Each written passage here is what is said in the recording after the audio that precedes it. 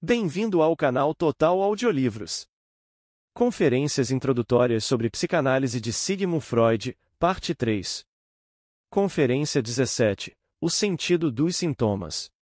Senhoras e senhores. Na última conferência, expliquei-lhes que a psiquiatria clínica atenta pouco para a forma externa do conteúdo dos sintomas individualmente considerados, que a psicanálise, entretanto, valoriza precisamente este ponto e estabeleceu, em primeiro lugar, que os sintomas têm um sentido e se relacionam com as experiências do paciente. O sentido dos sintomas neuróticos foi descoberto, em primeira mão, por Joseph Breuer, em seu estudo e cura bem-sucedida, entre 1880 e 1882, de um caso de histeria, que desde então se tornou famoso. É verdade que Pierre Janet apresentou as mesmas provas, independentemente, com efeito, o pesquisador francês pode alegar prioridade de publicação, pois foi só uma década depois, em 1893 e 1895, quando estava colaborando comigo, que Breuer publicou suas observações. Em todo caso, pode parecer questão de só menos importância saber quem fez a descoberta, de vez que, como sabem, toda descoberta é feita mais de uma vez, e nenhuma se faz de uma só vez. Ademais disso, nem sempre o sucesso acompanha o mérito, não foi de Colombo que a América recebeu seu nome. O grande psiquiatra Leurer opinou, antes de Breuer e Janet, que mesmo nas ideias delirantes do insano se poderia encontrar um sentido, bastaria que compreendêssemos a maneira de traduzi-las. Devo admitir que, durante longo tempo, estive disposto a dar bastante crédito a Janet por elucidar os sintomas neuróticos, porque ele os considerava expressão de ideias inconscientes que dominavam os pacientes. Depois disso, porém, ele se tem expressado com exagerada reserva, como se quisesse admitir que o inconsciente, para ele, não tivesse sido nada mais que uma fórmula verbal, um expediente, une façon de parler, que ele, com isso, não quis significar nada de real. Desde então, deixei de compreender os escritos de Janet, penso, no entanto, que ele, desnecessariamente, perdeu muito crédito. Os sintomas neuróticos têm, portanto, um sentido, como as parapraxias e os sonhos, e, como estes, têm uma conexão com a vida de quem os produz. Por ora, gostaria de tornar esta importante descoberta mais compreensível para os senhores, através de alguns exemplos. Realmente, posso apenas afirmar, não posso provar, que é assim, sempre, e em todos os casos. Todo aquele que procura por si mesmo essas experiências, encontrará provas convincentes. Por determinadas razões, contudo, escolherei estes exemplos a partir de casos, não de histeria, mas sim de uma outra neurose muito extraordinária, que é fundamentalmente muito semelhante àquela e a cujo respeito tenho alguns comentários preliminares a fazer. Essa neurose, conhecida como neurose obsessiva, não é tão comum como a universalmente conhecida histeria. Não é, se assim posso expressar-me, tão indiscretamente ruidosa, comporta-se mais como assunto particular do paciente, prescinde quase que completamente dos fenômenos somáticos e cria todos os sintomas da esfera mental. A neurose obsessiva e a histeria são as formas de doenças neuróticas em cujo estudo baseou-se inicialmente a psicanálise, e em cujo tratamento, também, nossa terapia realiza seus triunfos. Mas a neurose obsessiva, na qual o enigmático salto do mental para o físico não desempenha nenhum papel, se nos tornou, através dos esforços da psicanálise, realmente mais compreensível e conhecida do que a histeria, e temos constatado que ela apresenta muito mais flagrantemente determinadas características extremas da natureza da neurose.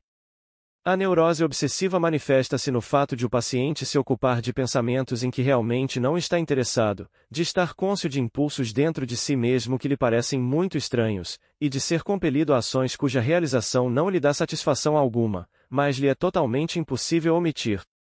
Os pensamentos, obsessões, podem ser, em si, carentes de significação, ou simplesmente assuntos sem importância para o paciente, frequentemente, são de todo absurdos, e invariavelmente, constituem o ponto de partida de intensa atividade mental que exaure o paciente e a qual ele somente se entrega muito contra sua vontade.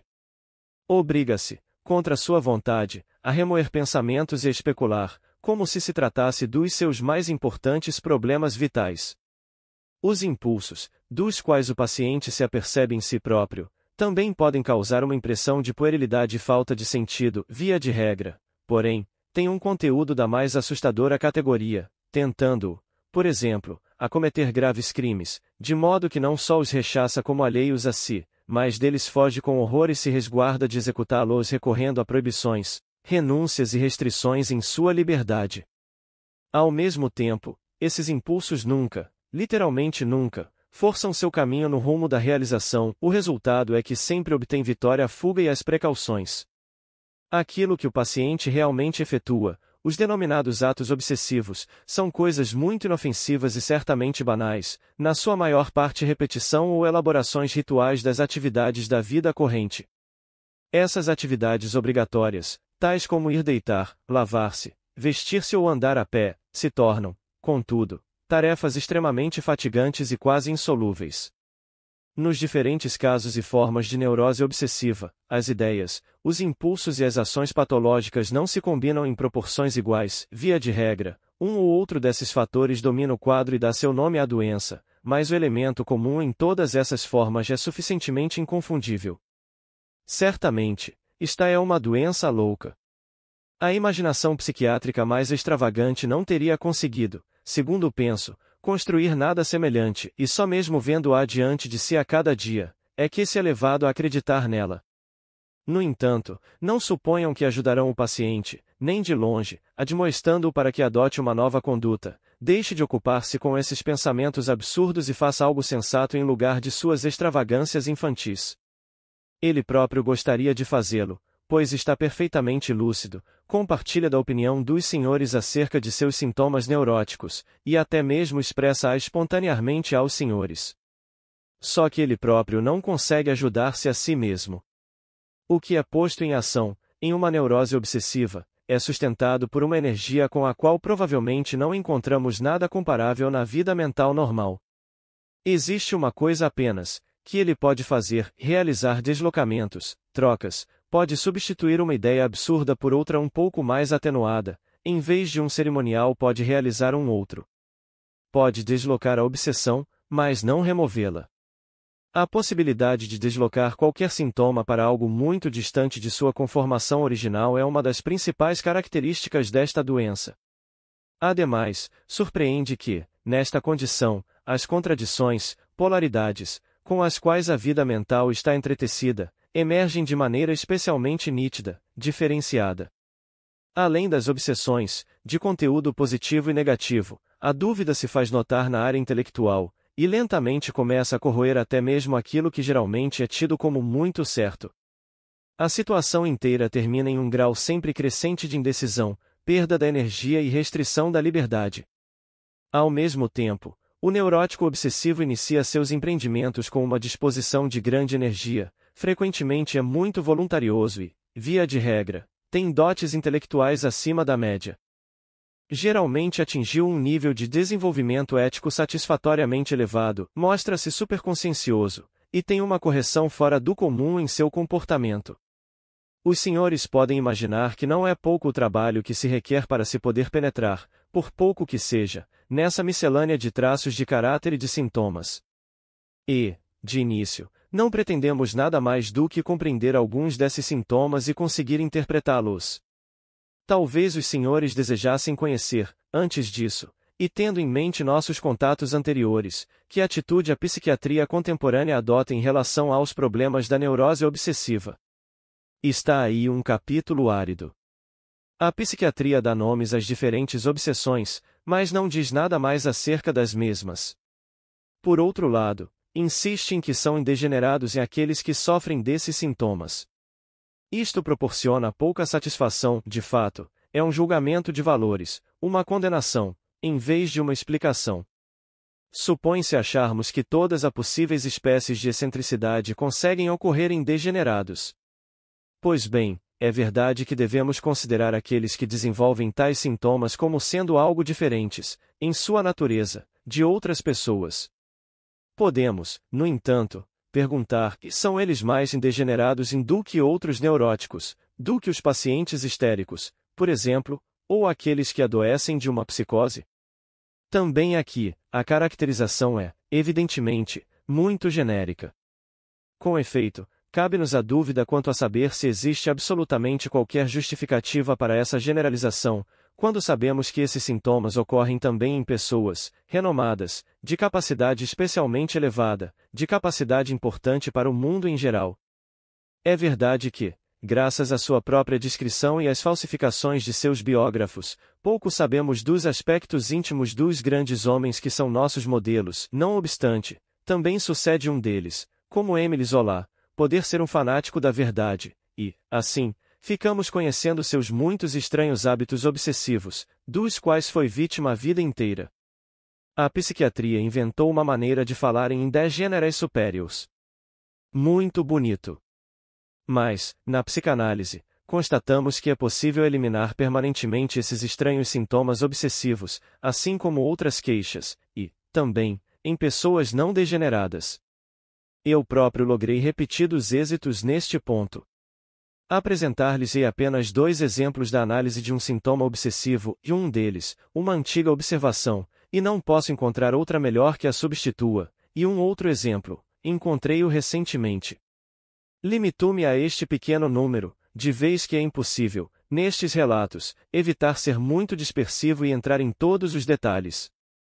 Uma senhora, com cerca de 30 anos de idade, que sofria das mais graves manifestações obsessivas, e que eu talvez pudesse ter ajudado, se uma eventualidade desfavorável não tivesse transformado em nada o meu trabalho, posso ser capaz de contar-lhes mais a respeito disso. Futuramente, executava, entre outros, os seguintes e notáveis atos obsessivos, muitas vezes por dia. Ela corria desde seu quarto até um outro quarto contíguo, assumia determinada posição ali, ao lado de uma mesa colocada no meio do aposento, soava a campainha chamando a empregada, dava-lhe algum recado ou dispensava-a sem maiores explicações, e, depois, corria de volta para seu quarto. Este não era certamente um sintoma muito desagradável, mas assim mesmo, não podia deixar de causar curiosidade. A explicação foi obtida da maneira mais inequívoca e irrefutável, isenta de qualquer contribuição por parte do médico. Não consigo ver como eu poderia, talvez, ter formado alguma ideia do sentido desse ato obsessivo, ou dado qualquer sugestão acerca do modo como devia ser interpretado. Sempre que eu perguntava à paciente por que faz isto? Qual o sentido disto? Ela respondia, não sei. Um dia, porém, após eu haver conseguido invalidar uma de suas dúvidas, uma dúvida importante, fundamental, ela subitamente soube a resposta, e contou-me o que é que estava em conexão com o ato obsessivo. Mais de 10 anos antes, casara-se com um homem de muito mais idade do que ela, e, na noite de núpcias, ele ficou impotente. A miúde, durante a noite, ele viera correndo de seu quarto para o dela, a fim de tentar mais uma vez, porém sempre sem êxito. Na manhã seguinte, ele disse com tristeza, e eu devia sentir-me envergonhado perante a empregada, quando ela arrumara a cama, pegou de uma garrafa de tinta vermelha que casualmente havia no quarto e derramou seu conteúdo sobre o lençol, mas não no exato lugar em que uma mancha viria a calhar. Num primeiro momento, não pude atinar com a relação entre esta lembrança e o ato obsessivo em exame. A única semelhança que pude encontrar foi no ato de correr de um quarto para o outro e, talvez, na vinda da empregada. Minha paciente então levou-me até a mesa, no segundo quarto, e mostrou-me uma grande mancha na toalha. Depois, explicou que assumia sua posição em relação à mesa de maneira tal que a empregada, ao ser dispensada de sua presença, não podia deixar de ver a mancha. Já não podia mais haver qualquer dúvida sobre a íntima conexão entre a cena de sua noite de núpcias e o ato obsessivo atual, embora ficassem por ser esclarecidas muitas outras coisas. Estava claro, em primeiro lugar, que a paciente se identificava com seu marido, ela estava executando o papel dele, imitando sua corridas de um quarto a outro. Além disso, prosseguindo com a analogia, devemos concordar em que a cama e o lençol foram substituídos pela mesa e pela toalha. Isto poderia parecer casual, mas por certo não foi sem finalidade que estudamos o simbolismo onírico. Também nos sonhos, frequentemente encontramos uma mesa que deve ser interpretada como uma cama. Mesa e cama, juntas, representam o casamento, e, assim, uma pode facilmente tomar o lugar da outra. Parece já estar provado que o ato obsessivo tinha um sentido, parece ter sido uma representação, uma repetição daquela cena importante. Mas não devemos parar aqui. Se examinarmos a relação entre as duas cenas mais detidamente, provavelmente obteremos informações acerca de algo que vai além, acerca da intenção do ato obsessivo. Sua essência consistia, obviamente, em chamar a empregada, e, à vista desta, mostrar a mancha, em contraste com o comentário do marido, de que se sentiria envergonhado perante a empregada. Assim sendo, ele, cujo papel ela estava desempenhando, não se sentia envergonhado perante a empregada, portanto, a mancha estava no lugar certo. Vemos, portanto, que ela não estava simplesmente repetindo a cena, ela estava continuando e, ao mesmo tempo corrigindo-a, ela estava consertando-a. No entanto, com isso, ela também estava corrigindo uma outra coisa, que fora tão desagradável, aquela noite, e que tornou necessário o expediente com a tinta vermelha, a impotência dele. De modo que o ato obsessivo estava dizendo, não, não é verdade. Ele não tinha por que sentir-se envergonhado perante a empregada, ele não ficou impotente. Representava este desejo, à maneira de um sonho, como sendo satisfeito numa ação da época atual, servia ao propósito de fazer seu marido superar a desventura passada. Tudo quanto eu poderia lhes dizer a respeito dessa mulher ajusta-se ao fato.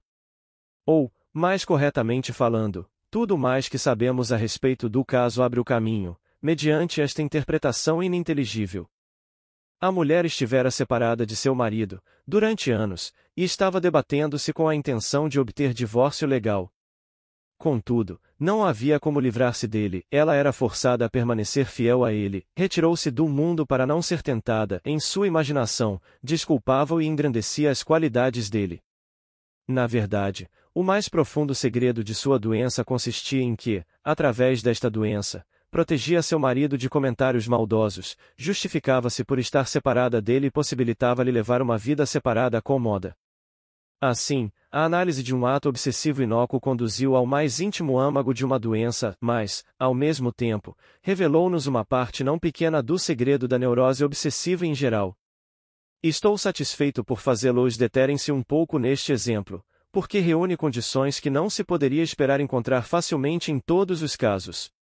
Aqui, a interpretação do sintoma foi descoberta pela própria paciente, de um só golpe, sem qualquer influência ou intervenção por parte do analista, e resultou de uma conexão com um acontecimento que, como geralmente é o caso, não pertencia a um período esquecido da infância, mas que ocorre na vida adulta da paciente e permaneceu vivo em sua memória. Todas as objeções que a crítica normalmente costumava levantar contra nossa interpretação dos sintomas, caem por terra, neste caso particular. Não podemos esperar ter sempre tanta sorte. E mais uma coisa. Os senhores não ficaram surpresos pela forma como o discreto ato obsessivo nos conduziu até a intimidade da paciente? Uma mulher não pode ter nada mais íntimo para contar do que a história de sua noite de núpcias. Foi por acaso e sem maior significação que chegamos justamente à intimidade da vida sexual? Sem dúvida, poderia ser o resultado da escolha que fiz, nessa ocasião.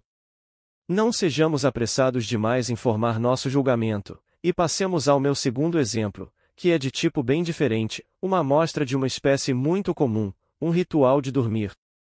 Uma jovem de 19 anos de idade, bem desenvolvida e bem dotada, era filha única de pais que superavam em instrução e vivacidade intelectual. Em criança, havia sido alegre e decidida, e no decorrer dos últimos anos, havia se transformado, sem qualquer causa visível, em neurótica. Era muito irritável, especialmente para com a mãe, sempre insatisfeita e deprimida, com tendência à indecisão e à dúvida. Finalmente, verificou que não conseguia mais caminhar livremente por graças ou ruas relativamente largas. Não nos ocuparemos muito de sua complexa doença, que se enquadrava em pelo menos 2 diagnósticos, agorafobia e neurose obsessiva. Deter-nos-emos apenas no fato de que ela também desenvolveu um ritual de dormir, com o qual atormentava seus pais. Em certo sentido, pode-se dizer que toda pessoa normal tem seu ritual de dormir, ou que estabeleceu determinadas condições necessárias, cujo não preenchimento interfere com o adormecer. Toda pessoa se impõe determinadas formalidades na transição do estado de vigília ao de sono, e repete-as da mesma maneira, todas as noites. Tudo aquilo que uma pessoa sadia exige como condição necessária para dormir, pode, contudo, ser compreendido racionalmente, no caso de circunstâncias externas exigirem uma mudança, a pessoa cede com facilidade, sem perda de tempo. Um ritual patológico, porém, é inflexível, e insiste em ser levado a cabo, mesmo à custa de grandes sacrifícios, também se oculta atrás de uma fundamentação racional e, a um exame superficial, parece divergir do normal apenas por uma exagerada meticulosidade. Entretanto, a um exame mais acurado, podemos ver que o disfarce é insuficiente, que o ritual compreende certas especificações que avançam muito além de sua base racional, e outras, que positivamente a contradizem. Essa paciente, de que estamos falando, alegou, como pretexto de suas precauções noturnas, que necessitava de silêncio para dormir e devia abolir qualquer fonte de ruído. Com este fim em vista, fazia dois tipos de coisas. Parava o grande relógio em seu quarto, todos os outros relógios eram removidos do quarto e sequer permitia que seu minúsculo relógio de pulso ficasse dentro de sua mesinha de cabeceira. Vasos de flores e outros vasos eram agrupados na escrivaninha de modo que não pudessem cair e quebrar-se durante a noite e perturbar-lhe o sono.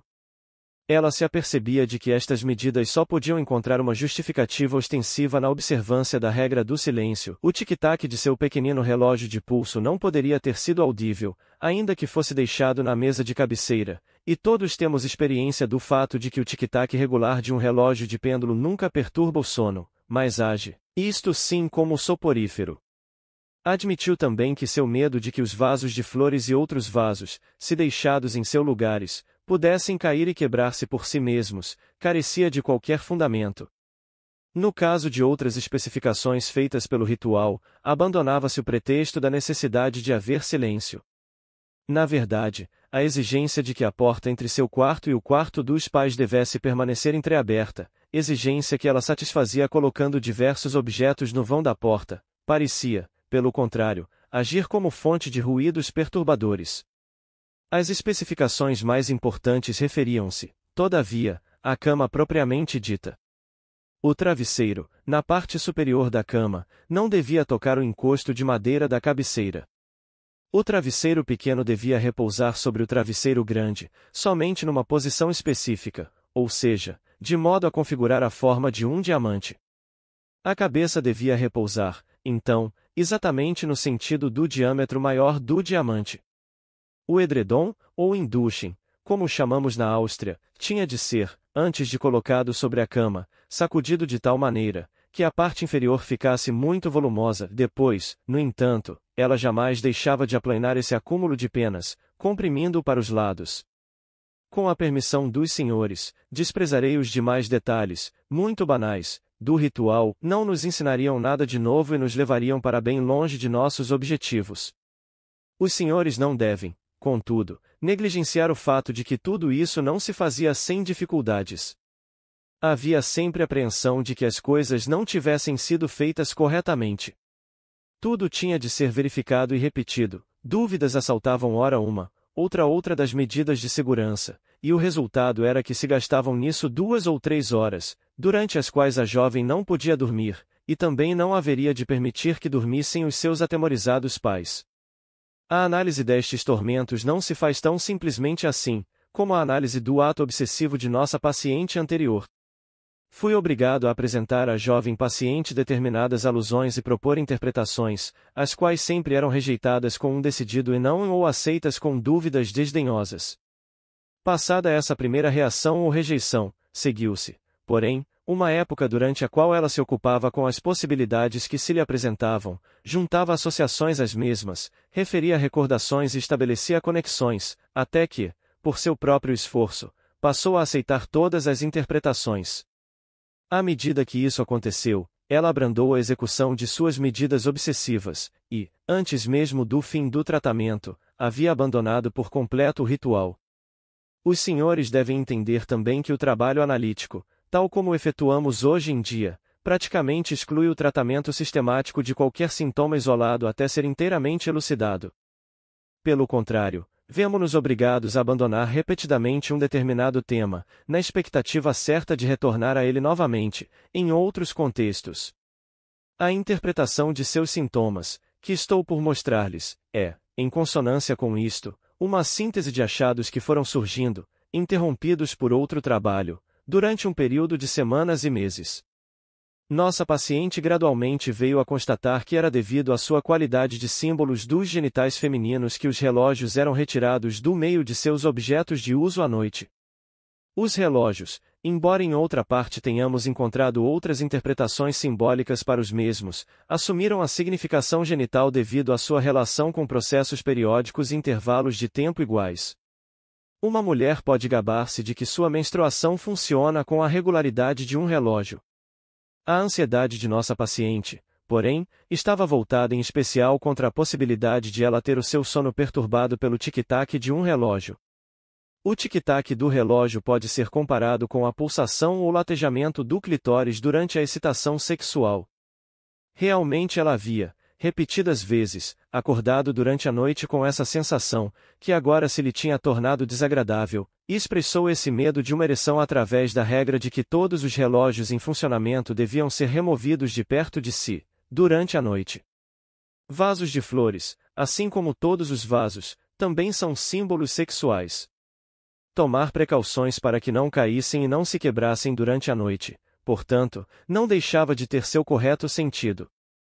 Conhecemos o costume tão difundido de quebrar um vaso ou um prato nas cerimônias dos esponsais. Cada um dos homens presentes apanha um dos fragmentos, e podemos considerar isto como sendo um sinal de sua renúncia à pretensão que tinha em relação à noiva, em virtude de uma lei nupcial que remonta a uma época anterior ao estabelecimento da monogamia.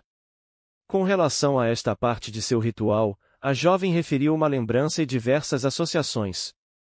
Certa vez, quando era criança, sofreu uma queda no momento em que tinha nas mãos um vaso de vidro ou porcelana, resultando-lhe um corte em um dedo e sangramento profuso. Quando cresceu e tomou conhecimento dos fatos referentes ao ato sexual, desenvolveu uma angustiante ideia de que, na sua noite de núpcias, ela não iria ter perda de sangue, e assim deixaria de mostrar que era virgem. Suas precauções com a possibilidade de os vasos se quebrarem significavam, pois, um repúdio a todo o complexo referente à virgindade e ao sangramento no primeiro coito, igualmente um repúdio ao medo de sangrar e, ao contrário, medo de não sangrar. Estas precauções, que ela subordinava à evitação do ruído, tinham apenas remota conexão com tal complexo. Ela atinou, um dia, com a significação central de seu ritual, quando, subitamente, compreendeu a significação da regra segundo a qual o travesseiro não devia tocar no encosto da cabeceira da cama. O travesseiro, disse, sempre havia sido, para ela, uma mulher, e o encosto de madeira, ereto, um homem. Assim, desejava, por meios mágicos, podemos acrescentar, manter homem e mulher separados, isto é, separar seus pais um do outro, não lhes permitindo terem relação sexual. Anos antes, em época anterior ao estabelecimento do ritual, havia procurado atingir o mesmo objetivo, de maneira mais direta. Havia simulado medo, ou explorara uma tendência ao medo que já se encontrava presente, a fim de que as portas comunicantes entre o quarto dos pais e seu quarto de criança não ficassem fechadas. Esta regra, com efeito, tinha sido mantida em seu ritual atual. Dessa forma, deu-se a si mesma a oportunidade de ficar escutando seus pais, entretanto, ao utilizá-la, desenvolveu uma insônia que durou meses. Não satisfeita com perturbar os pais por este meio, conseguiu que lhe permitissem dormir, de tempos em tempos na cama dos pais, entre eles. O travesseiro e o encosto de madeira, assim, não conseguiram aproximar-se. Por fim, quando já era tão grande que se tornou fisicamente desconfortável para ela encontrar lugar, na cama, entre seus pais, conseguiu, por uma consciente simulação de ansiedade, combinar com sua mãe uma troca de lugares com esta, à noite, a mãe, então, cedia-lhe o lugar, de modo que a paciente conseguia dormir ao lado do pai. Sem dúvida, essa situação transformou-se no ponto de partida de fantasias, cujo efeito secundário se podia constatar no ritual. Se um travesseiro era uma mulher, então sacudir o edredom até todas as penas se localizarem na parte inferior e causarem um abaulamento, também tinha um sentido. Significava uma mulher ficar grávida, ela, contudo, nunca deixava de desfazer novamente essa gravidez, pois durante anos temera que o coito de seus pais resultasse em mais um filho e, desta forma, presenteassem-na com um rival. Por outro lado, se o travesseiro grande era uma mulher, a mãe, o travesseiro menor somente podia representar a filha. Porque este travesseiro tinha de ser colocado na forma de um diamante e a cabeça situar-se justamente ao longo da linha central. Foi fácil recordar-lhe que essa forma de diamante é a figura desenhada em todos os muros para representar os genitais femininos abertos. Sendo assim, ela própria estava representando o homem e substituindo o órgão masculino por sua cabeça. Confira o simbolismo da decapitação como símbolo de castração. Pensamentos muito dissolutos, dirão os senhores, para estarem passando na cabeça de uma jovem solteira. Admito que sim. Mas, não devem esquecer-se de que não criei essas coisas, apenas interpretei-as. Um ritual de dormir igual a esse também é algo estranho, e os senhores não deixarão de constatar como o ritual corresponde às fantasias reveladas pela interpretação. Atribuo, todavia, maior importância ao fato de notarem que, no ritual, o que se verificou não foi o resultado de uma única fantasia, mas de diversas, embora tivessem um ponto nodal em alguma parte, e, ademais, que as regras estabelecidas pelo ritual reproduziam os desejos sexuais da paciente, num ponto positivamente, e noutro, negativamente. Em parte representavam esses desejos e em parte derivam de defesa contra os mesmos. Poder-se-ia também obter mais alguma coisa da análise desse ritual, se este pudesse ser adequadamente vinculado aos demais sintomas da presente. Nossa investigação, contudo, não segue esta direção. Os senhores devem contentar-se com o indício de que a jovem estava dominada por uma ligação erótica com seu pai, ligação cujos começos remontavam à sua infância. Talvez fosse por isso que ela se portava de forma tão inamistosa com sua mãe. E não podemos deixar de atentar para o fato de que a análise deste sintoma nos levou de volta, mais uma vez, à vida sexual de uma paciente.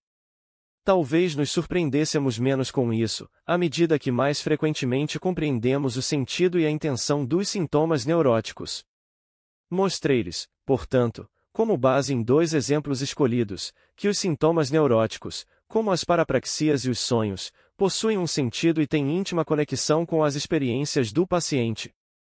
Posso esperar que acreditarão nesta tese extremamente importante, com as provas dos 2 exemplos? Não. Entretanto, podem os senhores exigir que eu continue a dar-lhes outros exemplos, até que se declarem satisfeitos? Novamente, não. Pois, tendo em vista a maneira detalhada como abordo cada caso isoladamente, teria de dedicar um ciclo de conferência de 5 horas ao estabelecimento de apenas este ponto da teoria das neuroses. Devo, assim, contentar-me com ter-lhes dado prova experimental de minha asserção e, quanto ao restante, remeto-os aos relatos que a bibliografia oferece sobre o assunto, as clássicas interpretações de sintomas do primeiro caso, de histeria, de Breuer, a vívida luz lançada sobre os mais obscuros sintomas daquilo que se conhece como dementia praecox, por C. G. Jung em 1907, numa época em que ele era apenas psicanalista e ainda não aspirava a ser profeta, e a todos os trabalhos que desde então têm enchido os nossos periódicos. Não faltavam investigações, justamente sobre esses assuntos. A análise, interpretação e tradução de sintomas psiconeuróticos provaram ser tão atraentes para os psicanalistas, que estes, por um tempo, negligenciaram os demais problemas da neurose.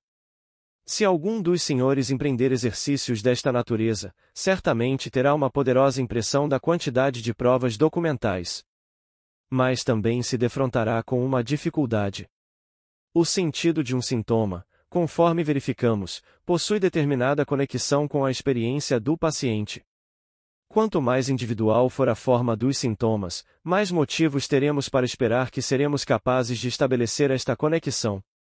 A tarefa, então, consiste simplesmente em descobrir, com relação a uma ideia sem sentido e uma ação despropositada, a situação passada em que a ideia se justificou e a ação serviu a um propósito. O ato obsessivo de nossa paciente, que corria para a mesa e tocava a campainha para chamar a empregada, é um modelo perfeito dessa espécie de sintomas. Existem, contudo, e são muito frequentes, sintomas de tipo bem diferente. Devem ser descritos como sintomas típicos de uma doença, são quase os mesmos em todos os casos, as distinções individuais neles desaparecem, ou pelo menos diminuem, de tal forma, que é difícil pô-los em conexão com a experiência individual dos pacientes e relacioná-los a situações particulares que vivenciaram. Voltemo-nos, mais uma vez, para a neurose obsessiva. O ritual de dormir de nossa segunda paciente já tem, neste consenso, muitos aspectos típicos, embora, ao mesmo tempo, tenha muitos traços individuais, de forma a tornar possível aquilo que denomino interpretação histórica. Mas todos esses pacientes obsessivos têm uma tendência a repetir, a executar seus atos ritmicamente e a mantê-los isolados de outros atos. A maioria deles lava-se em demasia.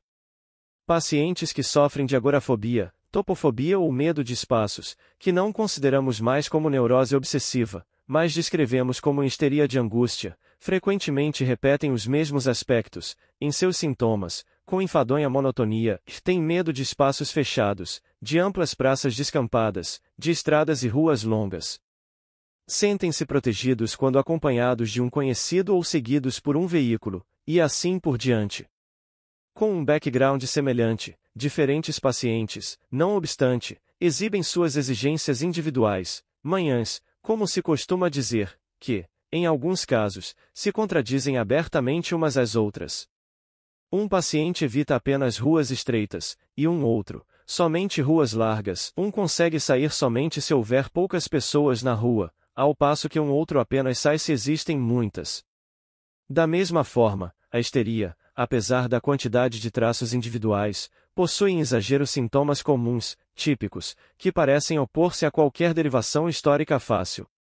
E não devemos esquecer que são estes sintomas típicos, na verdade, que nos dão a orientação com que fazemos nosso diagnóstico. Suponhamos que, num caso de histeria, tenhamos realmente constatado um sintoma típico remontar a uma experiência ou a uma sequência de experiências semelhantes, um caso de vômito histérico, por exemplo, relativo a uma série de recordações desagradáveis. Então ficamos na incerteza quando a análise de um caso semelhante de vômitos revela uma série de experiências obviamente verdadeiras, de natureza muito diferente. Parece, pois, como se, por motivos desconhecidos, os pacientes histéricos não pudessem deixar de ter os vômitos, e como se as causas históricas precipitantes reveladas pela análise fossem apenas pretextos que, no caso de se comprovarem, são explorados por essa necessidade interna. Assim sendo, defrontamo-nos agora com a desanimadora descoberta de que, embora tenhamos a capacidade de fornecer uma explicação satisfatória dos sintomas neuróticos individuais, mediante sua conexão com as vivências, essa nossa capacidade deixa-nos na incerteza quando chegamos aos sintomas típicos, muito mais frequentes ademais disso. Estou longe de ter-lhes apontado todas as dificuldades que surgem ao intentarmos a sério efetuar a interpretação histórica dos sintomas. E nem pretendo fazê-lo, pois, embora seja minha intenção não lhes explicar todas as coisas segundo uma perspectiva favorável, ou ocultá-las, não posso atirá-los na perplexidade e na confusão justamente no início de nossos estudos em conjunto. É verdade que apenas estamos no início de nossos esforços de compreender a significação dos sintomas, a ter-nos-emos, porém, aquilo que conseguimos e seguiremos nosso caminho, passo a passo, até obtermos o domínio daquilo que ainda não compreendemos. Portanto, tentarei consolá-los com o pensamento de que mal se pode pensar que haja qualquer distinção fundamental entre um tipo de sintoma e outro. Se os sintomas, isoladamente, são tão inequivocamente dependentes das experiências pessoais do paciente, resta a possibilidade de os sintomas psíquicos remontarem a uma experiência que é típica em si mesma, comum a todos os seres humanos. Outros aspectos ocorrentes com regularidade nas neuroses podem constituir relações gerais impostas aos pacientes pela natureza de sua modificação patológica, como as repetições ou as dúvidas na neurose obsessiva. Em resumo, não temos motivos para um desespero prematuro, veremos o que resta por ser visto. Uma dificuldade semelhante se ergue diante de nós na teoria dos sonhos. Não pude abordá-la antes, quando discorremos a respeito de sonhos. O conteúdo manifesto dos sonhos possui a maior diversidade e variedade individual, e mostramos detalhadamente o que é que derivamos deste conteúdo, por meio de uma análise. Além destes, há, contudo, sonhos que igualmente merecem ser chamados de atípicos, que acontecem em todas as pessoas, da mesma forma, sonhos de conteúdo uniforme, que oferecem as mesmas dificuldades à interpretação. São sonhos com cair, voar, flutuar, nadar, envergonhar-se, estar nu, e alguns outros sonhos de ansiedade, que conduzem, em pessoas diferentes, ora esta, ora aquela interpretação, sem que se possa elucidar sua uniformidade e ocorrência características.